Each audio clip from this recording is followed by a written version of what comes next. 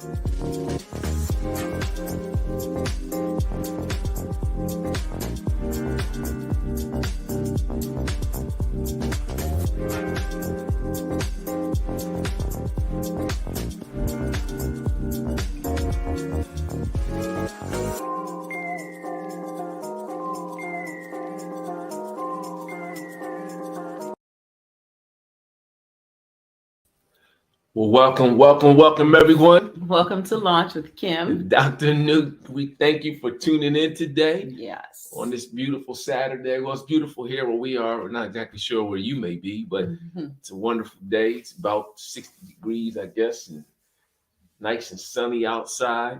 So thank you for tuning in. Thank you. We're hoping everyone's having a fantastic day. Yes. And beautiful could also mean that it's just the fact that you have the opportunity to see another day. Yeah. You know? That is so true. So true. I'm so grateful.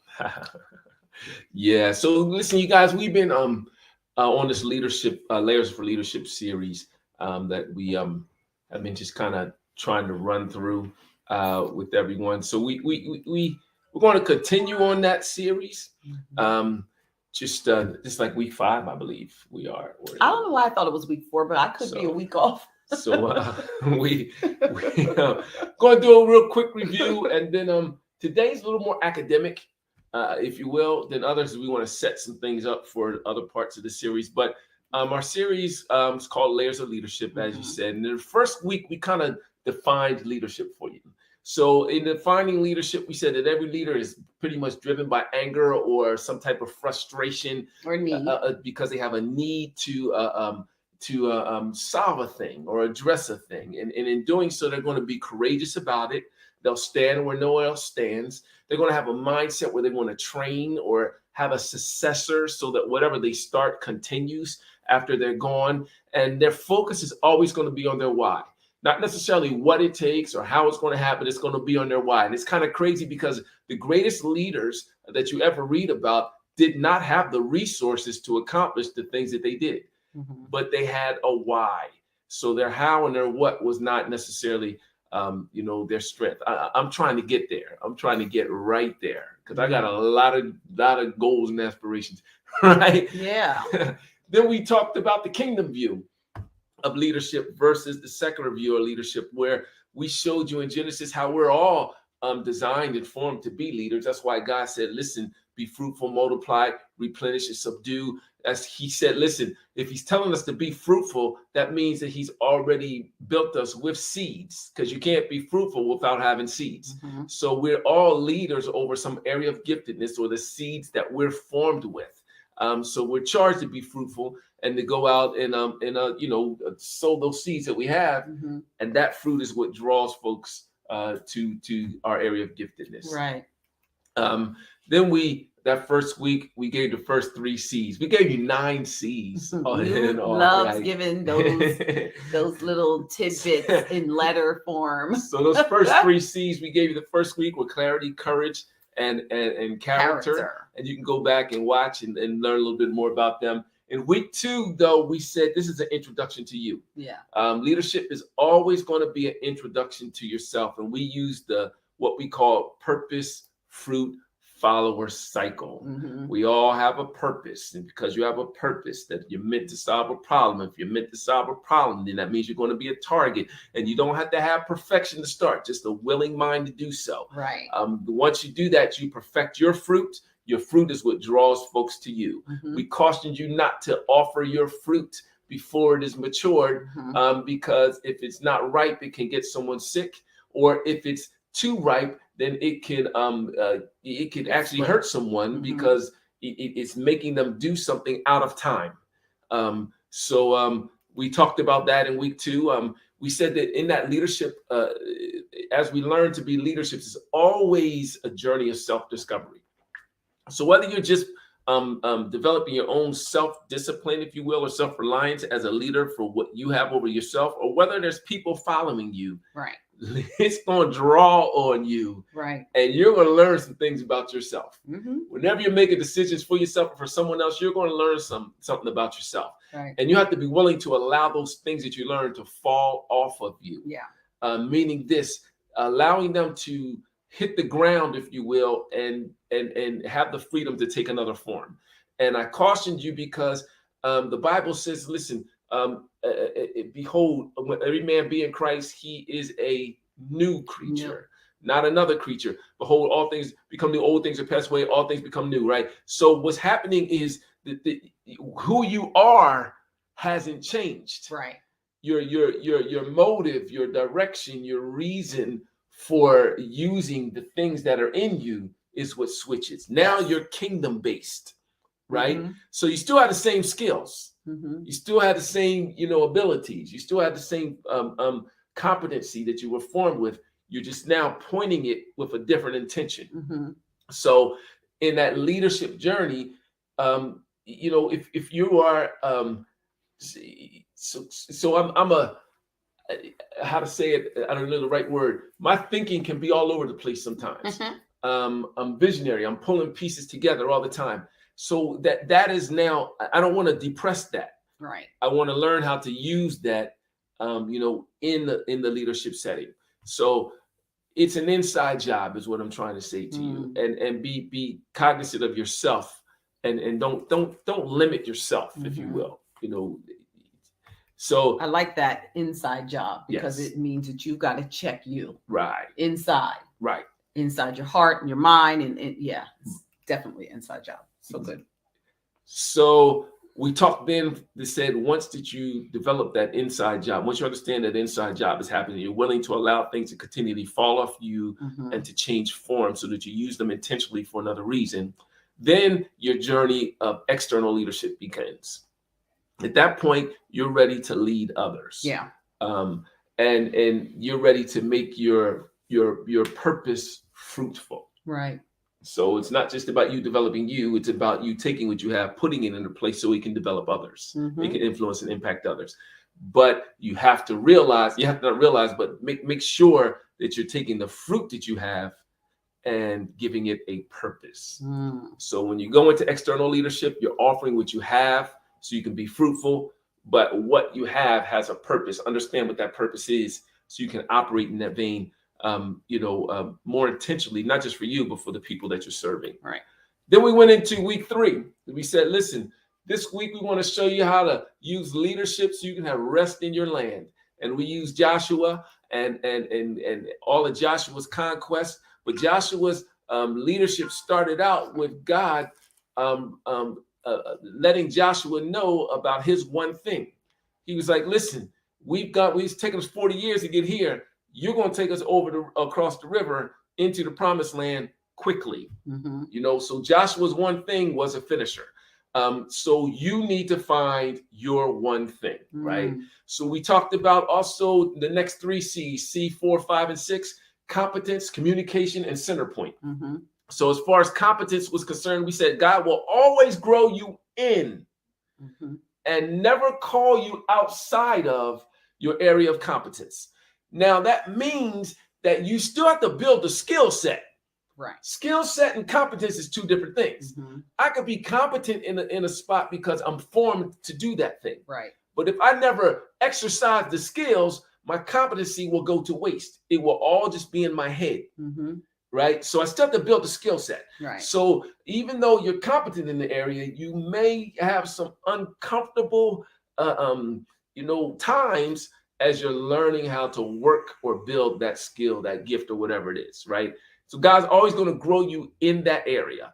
And then what we went on and we said, listen, we get mixed up sometimes because we think that just because we're talented in the area, we're supposed to operate in that area. Right. Right. That's not always necessarily the case. Right.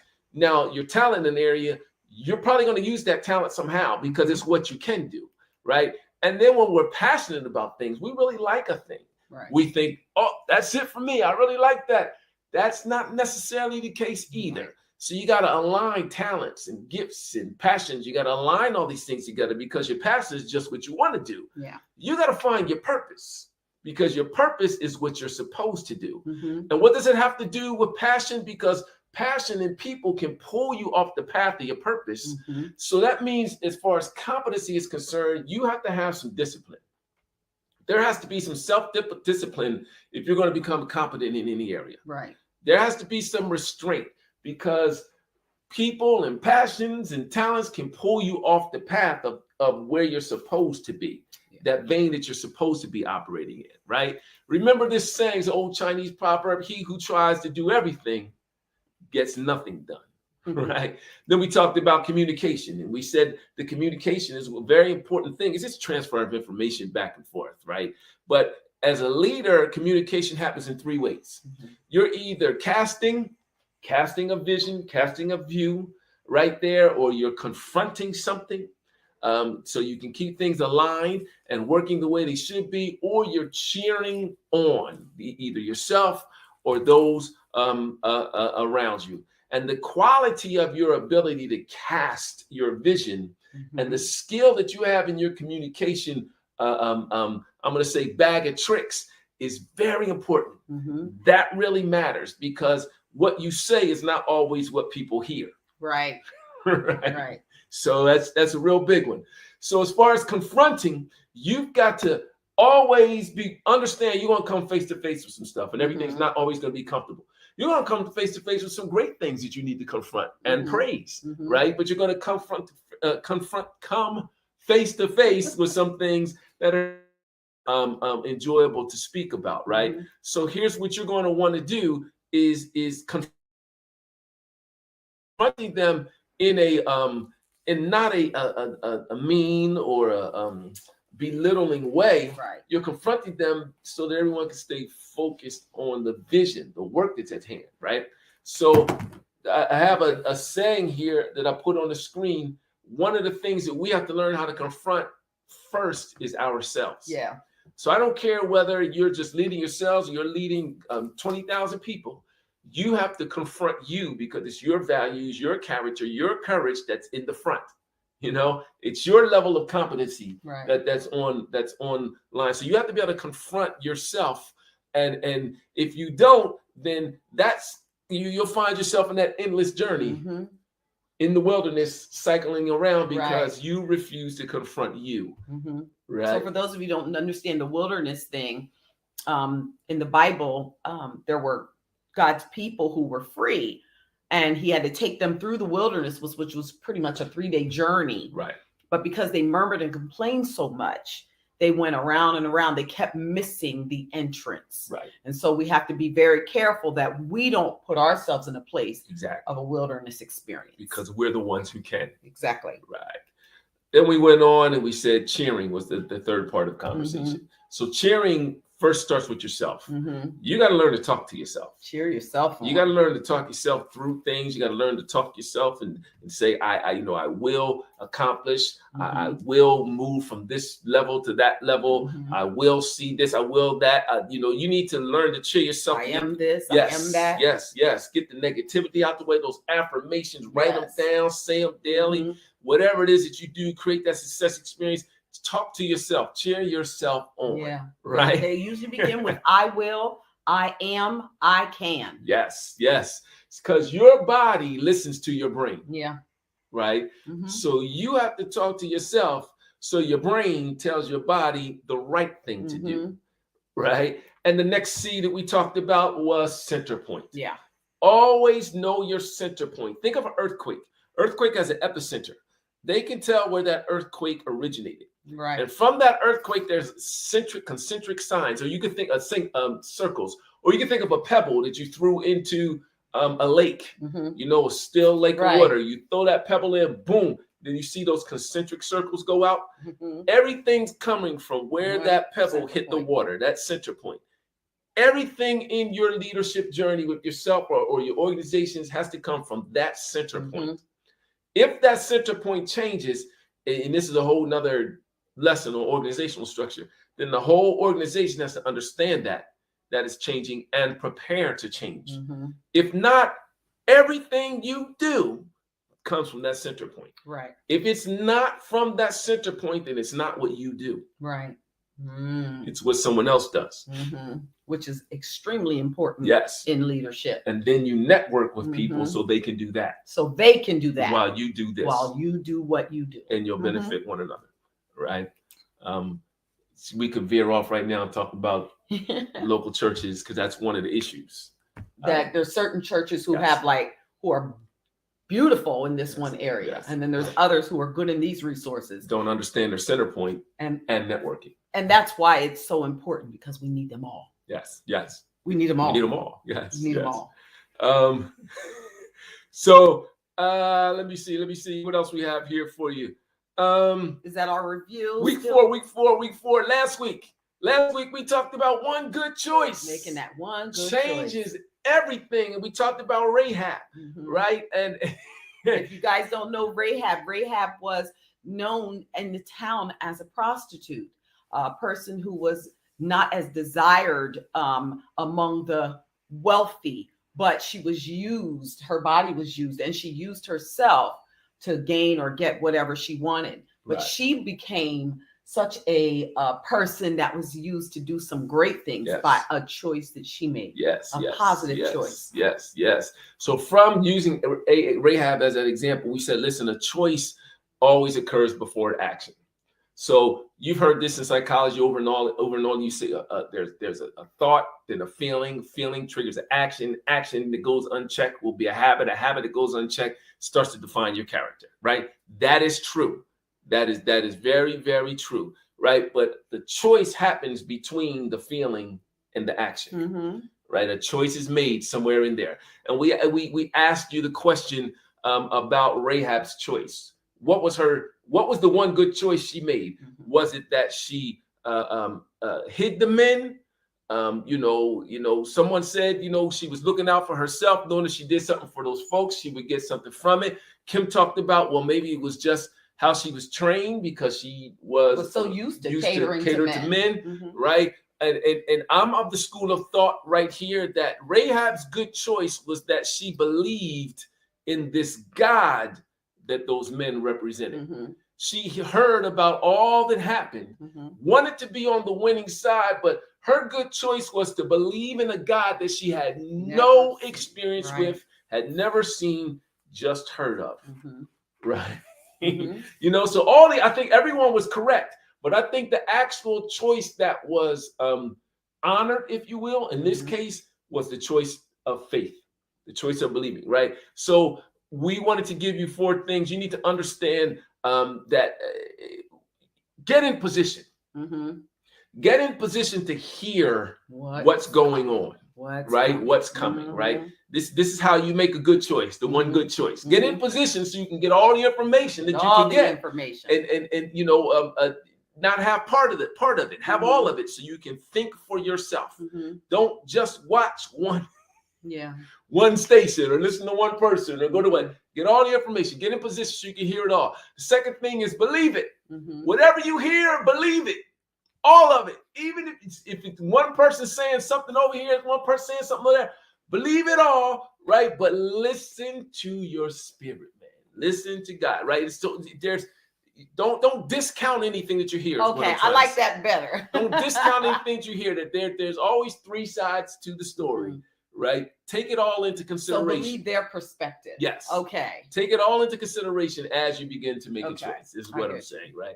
Right. And then the third step is recognize the opportunity that you have to commit, right? So after you kind of done all the shaking out, sifted out, and you're going to make a choice, you're leaning a certain way, then you got to see, when can I make that choice? Look for the hole, look for the opportunity, look for the person, look for the post, look for the conference, look for whatever it is, look for that thing so you can have that opportunity. And the 4th step is act on it. Once you see that opportunity, act. So look for the opportunity and then act on the opportunity. Despite while it strikes. Yep. While the iron is striking. Yep. Despite how you feel, despite how it looks, because these a lot of times opportunities are revolving doors, meaning that they open and close. Open and close. And when they open again, then that thing is no longer there. Think of an elevator, right? You get on the elevator, you open the door, you're in the lobby. You push the button, the door opens again. Now you're on the 8th floor. The lobby is not there any longer. So, that's kind of how it kind of looks. So that was where we were as far as our review was concerned. We did tell you 3 more C's, and they were compassionate. You got to be compassionate. Definitely as a leader. Consider everything. Joshua understood Rahab. Those folks understood Rahab because they were in that position at one time as well. Unsurety, nowhere to really stay. You got to be confident in yourself. Remember, Joshua heard what God said, and then he told the people. He was confident. This is what it is. Confident in your competence to get the job done, and you got to be connected.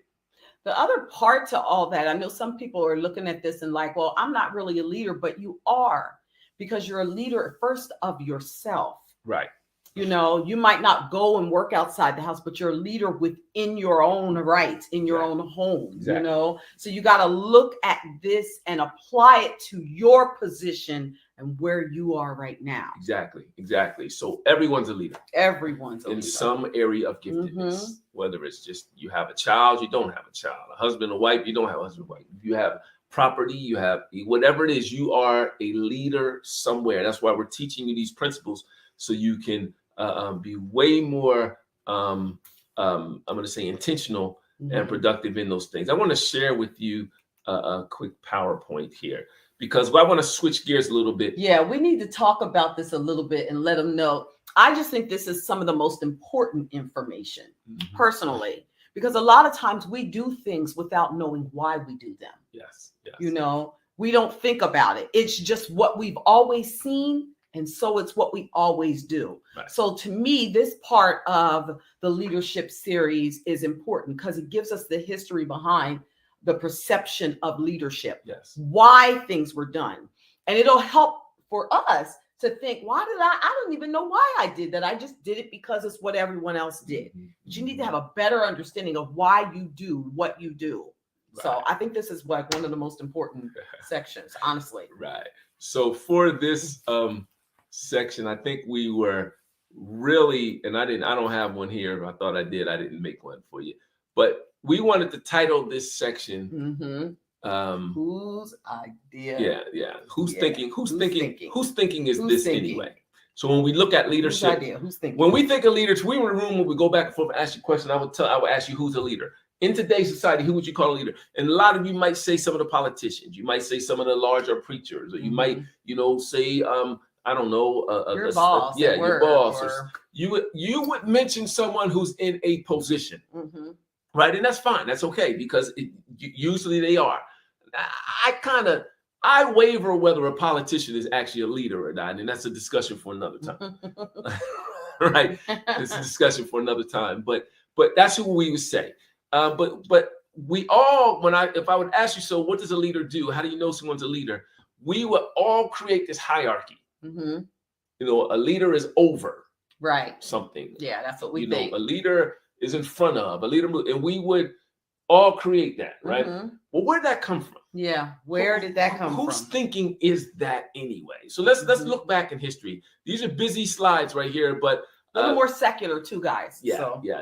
So this first slide here, let's go back and look at the Greeks. So the Greeks have two eras that they were, I'm going to say, in charge of the world, if you will. So there's what's called ancient Greek, and there's a more what they call modern Greek. So the ancient Greek was like 3200 BC.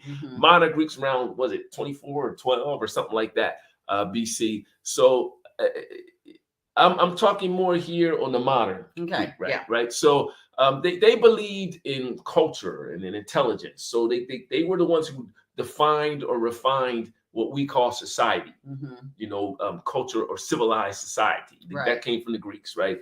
So the arts and, writing and things like that, sculpting, all that came, the Greeks kind of began that actually in their ancient Greek time, right? So one of the things the Greeks did, a lot of might not know if you know Socrates and those kind of folks like that, the Greeks would go invade places. And when they would invade a place, they would find the people that they thought were the smartest or the most cultured that fit into their definition of civilization. Right. And they would bring them back to Greece and they would make a space for them, for those people to operate in whatever that gift was that they were the smartest or best in, from the place where they went to. All to benefit themselves. Yes. They did that all to benefit their piece. So that's kind of what Greek that's Greek leadership or Greek civilization was built on. So now the Greeks had this hierarchy that was based on physical attributes. There's a book called the Democrata, right? And it kind of lays it out. So like me, I would not have been an inherent leader. I got a big old nose.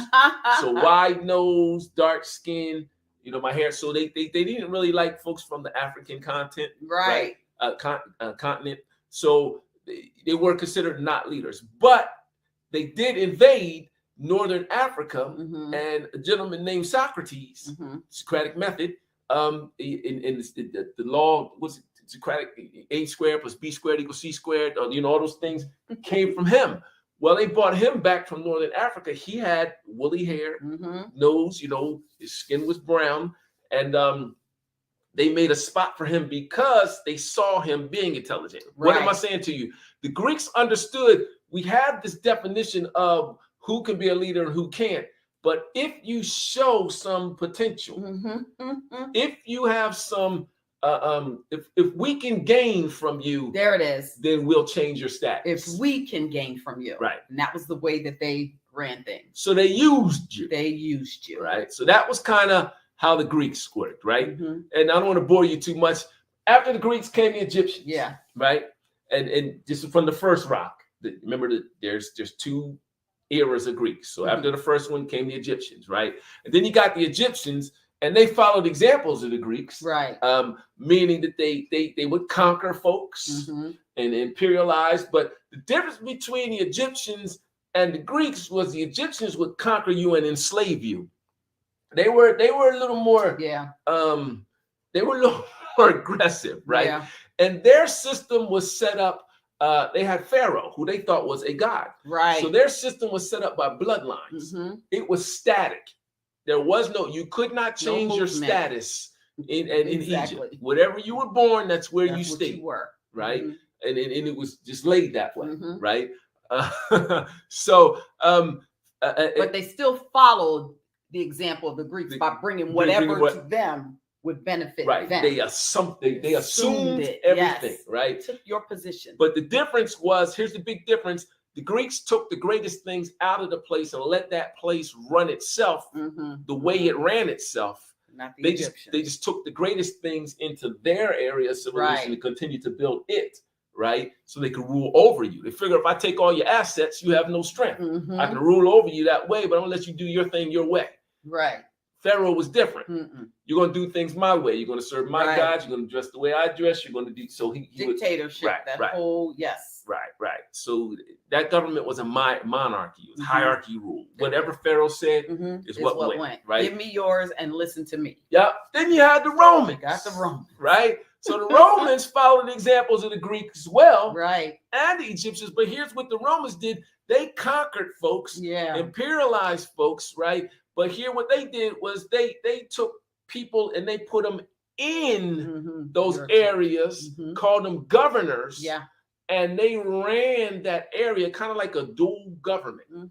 So you had your systems and rules in place. You can run your rules and your systems until I say I don't like that one. Then you have to change, to go to whatever's to my advantage. Right. So that's kind of how the Romans did. I mean, and you read that if you read the New Testament at all. So each time it changed just a smidget, but they still followed the Greeks, then the Egyptians, and then they came in with their little thing. Yep. They had the Romans had like a military police state kind of thing. So Control. That's when you read the New Testament. It talks about the Roman guards. Yes. And who was the gentleman that Jesus stood in front of? The Pilate. Pontius Pilate. He was the governor that the Romans sent there to rule over that land. But the governor talked to the rulers of that land at that time, which were the Pharisees, the scribes, and Pharisees. That's why the scribes and Pharisees could talk to Pontius Pilate, because Pontius Pilate was the governor over the land, because that's who Romans sent. The Romans sent, but the Romans didn't want to get into all the little fine-tooth stuff, because they never wanted to be wrong. Right. Never wanted to be found wrong. So they put it on the person who was in position to do what they said. Right. So it looked like it was their fault. Exactly. They were really interested. Exactly. So the Roman, they set the decrees and the ordinance, the laws in the land. They ruled and judged over the big things, and the emperor gave the orders. Right. The emperor was never in that place. Right. Didn't even know anything about that place. Right. So that's kind of the three areas of government we have. So I wanted to kind of give you a comparison slide here for you. So if you look at the Greeks here, like I said to you, they leadership or hierarchy was inherently defined, right, by skin color, nationality, or classism, but it was not fixed. If you could show that you had some value, ability that would impact and help that region, they would move your status. If you did not, then you would not. So it was about what you could do for me lately. It is. Right. Then you got the Egyptians. Your status was fixed. Because they believed Pharaoh was a demigod, one of the gods. So the rulership was by bloodline. It was positional. So you see some remnants of that in our government. There are large names that have been in government in here in the U.S. for years, for generations. I won't mention any names, but they're senators, they're congressmen, they're governors. There's families, So I mean, some of that is still kind of in play. In Egypt, there was a definite difference in classes. Exactly. It was about dollars. It was about money and bloodline. Who did Pharaoh like? Yeah. If he didn't like you, he could cut you off tomorrow. Yeah. So right? think about it. Even with was it Joshua?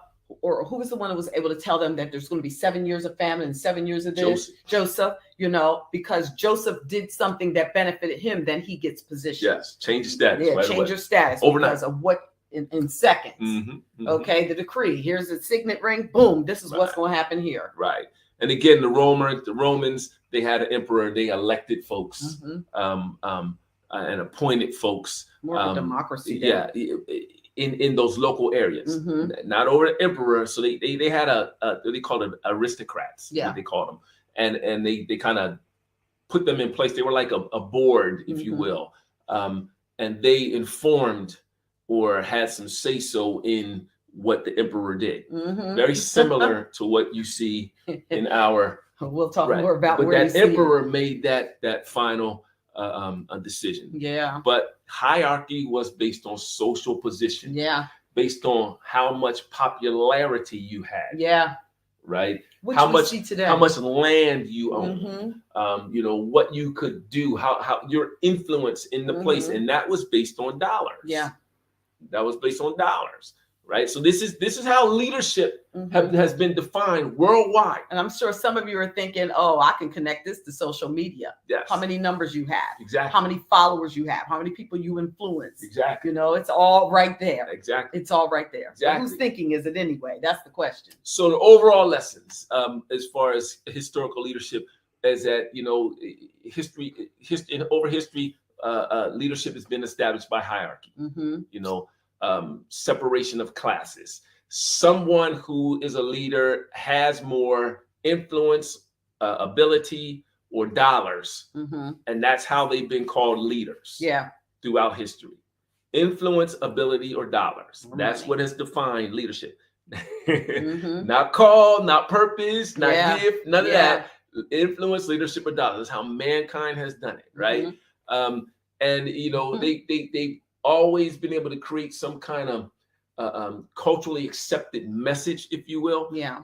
So throughout each of those eras that I told you about, they defined what leadership, whatever it was, and everyone accepted it. Right. Everyone accepted it. For some reason, somehow they were able to, and that is the gift of leadership, to influence others. That's what it is.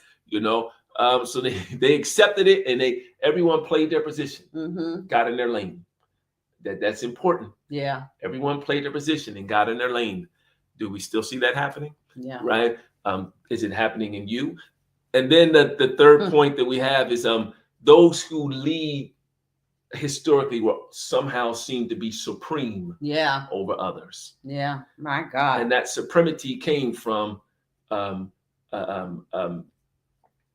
influence or popularity, dollars. Money. Yes, it came even from those location or where you were. Right. So economics, popularity, bloodline. So those are some. That's kind of how leadership has been defined throughout history.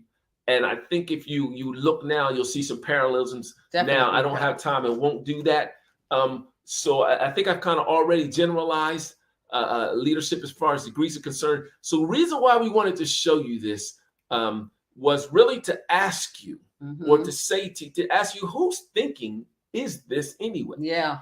The way we see leadership, and I think my God, and the way we said it to you, I put it to you. If you're honest, you'll probably say, yeah. You probably agree with some of those things. Why? Because that's how we've been conditioned. That's the way we've That's been all conditioned. we know. Yeah. Right. So whose thinking is it? It was never God's thinking. Never. That was mankind. That's how we set up our organizational structures. Yeah. So nothing wrong with the organizational structures. We need them, right? But you, as a kingdom citizen, your why, your center point, we talked about the center point, the ripple, effect has to be not from influence or money or position or classism. No, classism. It has Yeah. to be from your why. Mhm. It has to be from the seeds that you are already formed with when God told you to be fruitful. Mhm. You cannot be fruitful without first being seedful. Mhm. You are full of seeds. Yeah. Identify those seeds, develop them, get yourself in position Yeah. so you can produce the fruit. Mhm. The rest is external leadership. Mhm. And then that whole hierarchical system, whatever we have in place, Mm. you'll find ways to navigate and negotiate and network with that then. So being in the world, but not necessarily of the it, world. using kingdom principles to be the leader that God created you to be. Yes. And using the way he ordained it, he organized it, and not necessarily seeing yourself as copying the exact same things that the Greeks or the Egyptians or the Romans did, but whatever it is that where you live, you still have to obey the laws of the land. Right. But you definitely have to follow the principles that God has lined up for you to be a kingdom leader. Yes. So that you're making sure that you're not over people. Newton's been talking about that for the past couple of weeks. God has given us your area of giftedness, but even you're ordained to do this, but not ordained to be over people. Yeah. He never did that. Yeah. So dominion over all the things. That's it. Dominion over things, not people. Right. Yeah. So we just wanted to share this with you. I know it's kind of an abstract thinking, but it's the way to think. A little different. But I think that these are the principles that we don't necessarily discuss. Yeah. Especially in our churches, because our churches are very positional. And follow, honestly, a lot of, not all, but a lot follow that same Egyptian. That's why I'm showing it to Greek, you. Yeah, and I know that's why. Because we follow that same thing. Based upon who you are will determine what you're allowed to do in church, or what they, people permit you to do. Right. Whether or not your family's name is acknowledged, because based upon the amount of money you give. This here is definitely not kingdom thinking. Right. And the reason why we want to pull that out is two reasons. One, because we want you to recognize systems that may be broken or not efficient. Yes. But we also want you to recognize that that's not how God designed it for you. How he designed it for you. So you have to make the choice to develop your seed, to make it fruitful. So your purpose is to make your seed fruitful, and your purpose your seed purposeful and your fruit, you know what I'm talking about, right? Seedful, right. You have to do that despite the system that you find yourself in. Yeah. Because you're a leader over you first. Right. All right. I'm rambling on. I'm over my time. I want to do this really quickly before I'm just going to proclaim something of your life. If that's okay with you, we go ahead and decree and declare. Even now, God, release the reign of leadership in folks' lives. Help us to understand. Yes, Father. Understand the why behind the what that we're doing, God. Help us to see and identify the different hierarchical structures and the things that are going on in the organizations in which we belong to, and even our households and things within ourselves that we run, God, so that we can be more kingdom-based in our thinking. So that we're more seedful, more fruitful, so that we're more impactful and purposeful to accomplish what you have put us here to accomplish. Let us see, let us know, so we can do differently.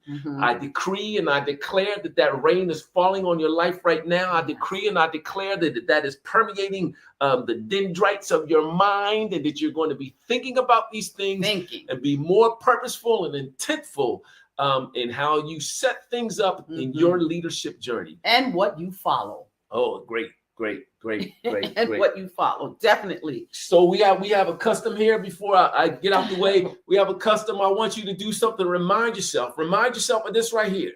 Go ahead and say it out loud to yourself. Put it in the chat, whatever you want to do it, wherever you are. Go ahead and say, I am good ground. I'm about to break this ground up in the outside yard today, either today or tomorrow. But I am good ground. I've already been out there touching the ground and smelling it. I can smell it. It's ready, good soil. You are ready. You're good ground, and good everything grows there. Everything. Grows. So I want you to be confident in your competence to do a thing. And I'm going to go ahead and get out your way. But remember, go ahead. You're going to do the launch? You can say it because I do want to. Well, yeah, I'll say it. Just he was excited to say this. To remember that we are not launching at you. We are launching with you. But I wanted to share one last thing. Philippians 4:8. I just feel like this is so purposeful for this because we're talking about who's thinking anyway. Well, guess what? You need to start thinking. And what should you be thinking about? The scripture says, finally, brothers and sisters, think on whatever's true. Think on whatever's noble. Yes. Think on whatever's right.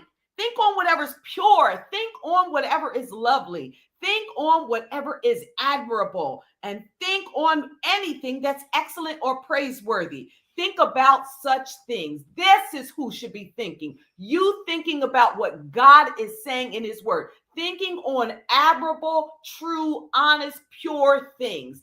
That's what you should be thinking. So again, this is Kim and Newt from Launch. Stay tuned because we do have something for your kiddos just to let them know about the leader that is inside of them and to let them know that they have purpose in their life. We got a few shout outs. Oh, we got some shout outs. Shout out to Llewellyn Coleman. Thank you for tuning in. Hey. Vonica Sharpie Dennison. Oh, that's my cousin, Benicia. Selena Washington. Thank you for popping in. My man Shango, peace and love, family. Yes. Pamela Jones, thank you for coming in. I think I see a few more. Jeremiah. Sister Cheryl, all the way from San Diego. Jeremiah Hunter, what's going on, my brother? You're supposed to call me. We're supposed to get together, right?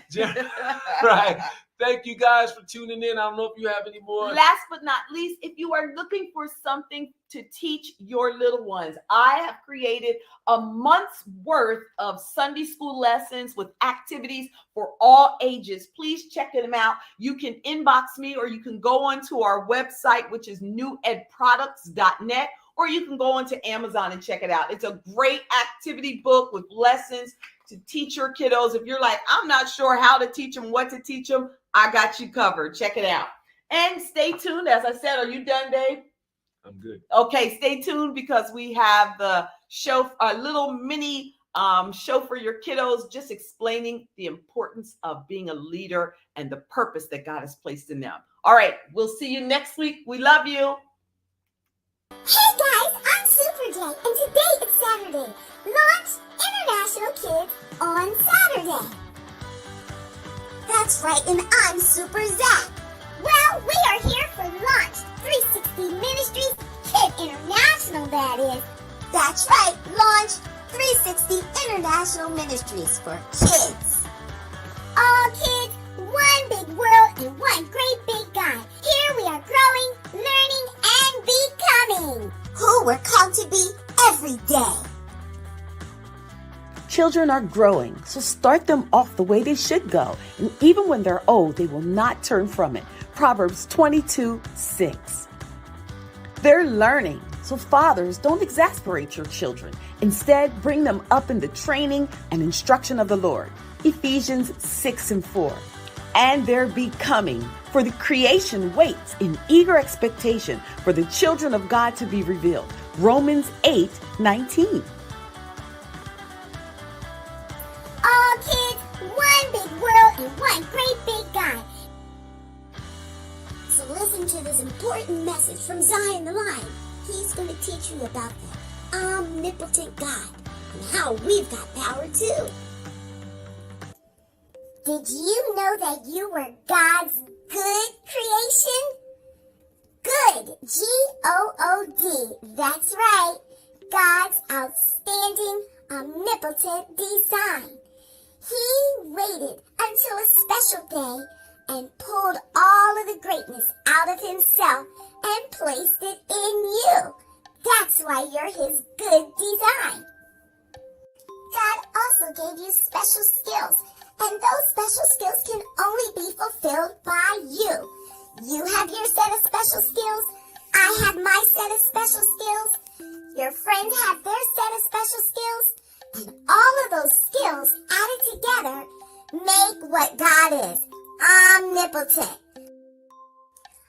Omnipotent broken down means all potent or all powerful, meaning you have unlimited power and able to do anything. That's what God is.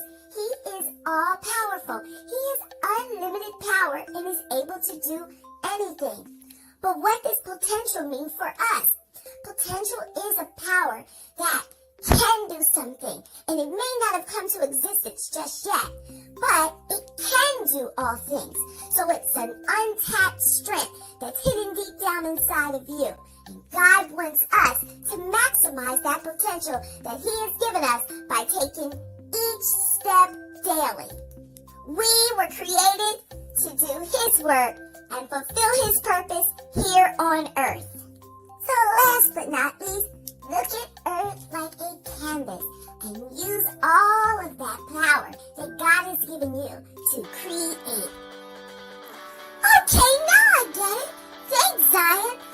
Just like the scripture, Ephesians 3:20. Now unto Him, God that is, who is able to do exceedingly abundantly above all that we ask or think, according to the power, there's that word power, that's working in us. I feel very powerful today, and it's time for me to put my hands to the work. How about you, boys and girls? Hey, that was pretty awesome, Zion. Thanks so much. That was a great message about potential. Now I understand why I have all these great ideas inside of me. That's because God has given me the potential to fulfill them. So all I have to do is get myself busy and get moving. As a young lion, I understand this completely. The older I get, the stronger I get. And that's the same thing with you. The more you practice, the more you work towards it, and the more you grow, the stronger you get. And you can use that potent power that's deep down inside of you. Wow, with all of that information, we have more. There's a great video that I want you to watch from Share Faith Kids.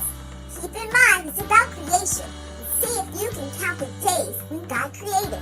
And Launch Ministries 360 International Kids does not own the rights to this video.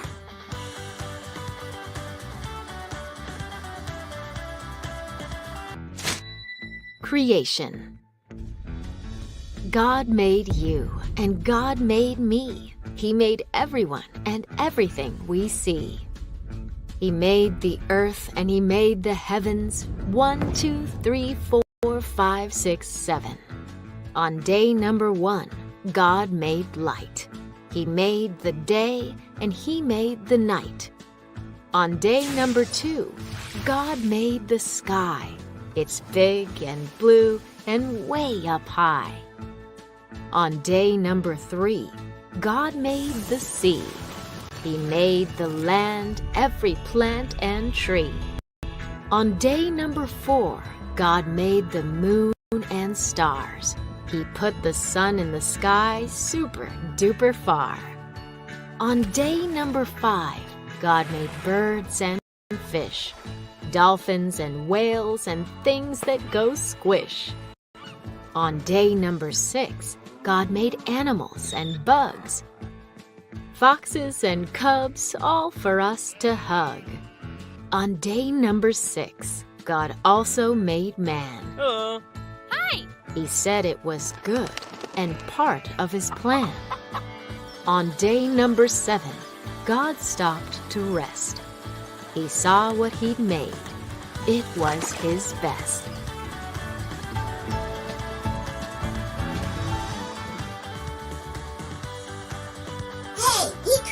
On day 6. Wow, He used all that potential in 6 days, and on the 7th day He rested. Look at that. And if He can create us with all that potential in that short amount of time, imagine what we can do with all the years of our lives. So friends, don't forget this week, use your potential. Thanks again for watching our channel, and we want you to follow us on YouTube. Make sure that you subscribe. See you here next week for Launch 360 Ministries, Kids International Ministries, that is. Oh, and don't forget to stop by Amazon and get some of Ami's World books. The newest book is When Cheerleaders Go in Strike. Check them out. You'll love them all. 10, 9, 8, 7, 6, 5, 4, 3, 2, 1, fire!